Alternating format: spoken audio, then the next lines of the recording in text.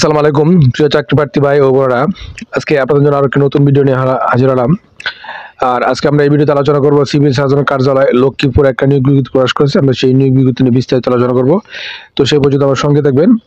আর ভিডিওটা সম্পূর্ণ দেখার চেষ্টা করবেন, তাহলে এ টু জেড বুঝতে পারবেন। তো দেখেন বিজ্ঞপ্তিতে কি বলা হয়েছে।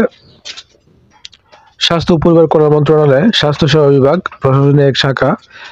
বাংলাদেশ সচিবালয়ের ঢাকা এবং স্মারকলিপিবদ্ধ এবং তারিখ 15/1/2024 তারিখে মূল প্রাপ্ত ছাড়পত্র মোতাবেক সিভিল সার্জন কার্যালয় লক্ষ্মীপুরের নিয়ন্ত্রণাধীন বিভিন্ন স্বাস্থ্য প্রতিষ্ঠান সমূহে স্থায়ী রাজস্ব খাতের অন্তর্ভুক্ত 14 থেকে 16তম গ্রেডে এবং পুরাতন 3য় শ্রেণী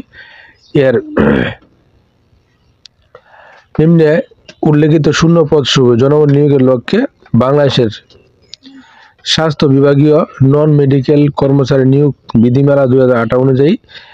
লক্ষ্মীপুর জেলার স্থায়ী বাসিন্দা নিয়োগ করাতে দরখাস্ত আহ্বান করা যাচ্ছে। তো এখানে কয়টা পদ, টোটালি তারা 5টা পদে লোক নিবে। প্রথম যে পদ পরিসংখ্যানবিদ, তারপর স্টোর কিপার, অফিস সহকারী কাম কম্পিউটার মুদ্রকরিক, স্বাস্থ্য সহকারী এবং ড্রাইভার। প্রথম পদ পরিসংখ্যানবিদ পদে 2 জন লোক নিবে 14তম গ্রেডে, এবং এই পদে আবেদন করতে হলে আপনার শিক্ষাগত যোগ্যতার প্রয়োজন হবে পরিসংখ্যান, গণিত বা অর্থনীতি বিষয়ে আপনাকে স্নাতক, পরিসংখ্যান, গণিত অথবা অর্থনীতি, এই 3টা বিষয় থেকে যে কোনো একটি বিষয়ে আপনাকে স্নাতক ডিগ্রি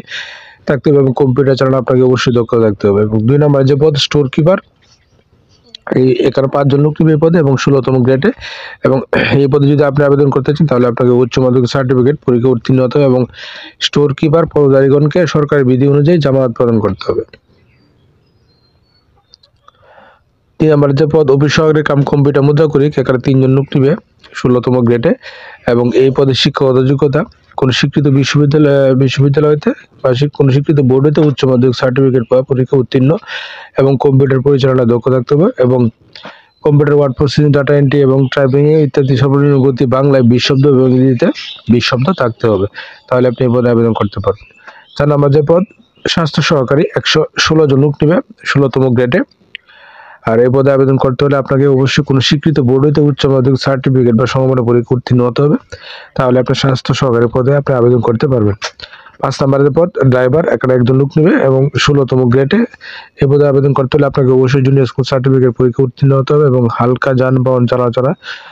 বৈধ ড্রাইভিং লাইসেন্স থাকতে হবে এবং অভিজ্ঞ চালক যারা আছে তাদেরকে এখানে অগ্রাধিকার প্রদান করা হবে। তো এই পদগুলোতে যদি আপনি আবেদন করতে চান তাহলে আপনাকে অবশ্যই কতগুলো শর্ত মানতে হবে। শর্তগুলো কি? শর্তগুলো হলো সকল আবেদন শুধুমাত্র অনলাইনে গ্রহণ করা এবং অনলাইনে ব্যতীত কোনো আবেদন তারা গ্রহণ করবে না, এবং নিয়োগ ও কোটা নির্ধারণ ক্ষেত্রে সরকারের সর্বশেষ বিধিমালা প্রতিপালিত হবে এবং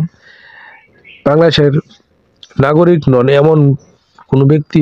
বিয়ে করে বা বিয়ে করার জন্য প্রতিশ্রুতিবদ্ধ হন তবে তিনি আবেদন করার যোগ্য বলে নির্বাচিত হবেন না, এবং প্রার্থীর বয়স 22/4/2024 তারিখ অনুযায়ী 18 থেকে 30 বছর, এবং মুক্তিযোদ্ধা এবং শহীদ মুক্তিযোদ্ধা এবং শারীরিক প্রতিবন্ধী ক্ষেত্রে 32 বছর পর্যন্ত,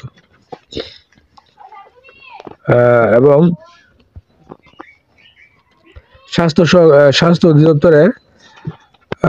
স্বাস্থ্য সহকারী পদে এখানে কি বলা হয়েছে দেখেন, স্বাস্থ্য